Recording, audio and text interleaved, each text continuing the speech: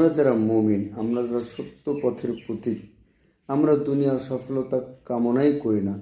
আমাদের মূল সফলতা আখিরাতে আমাদের আল্লাহ রেখে দিয়েছেন।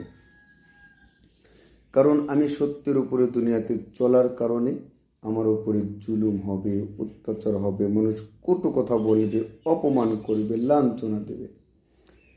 সত্য এমন একটা পথ, আপনি সত্যের উপরে থাকবেন, আপনি লাঞ্ছিত হবেন না, আঘাতপ্রাপ্ত হবেন না, বাধাপ্রাপ্ত হবেন না। এটা হতেই পারে না।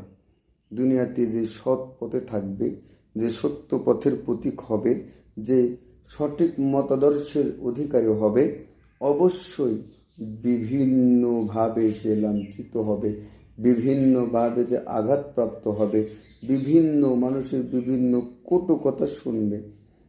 আর এই কটু কথা, এই লাঞ্ছনা বঞ্চনা সহ্য করার কারণে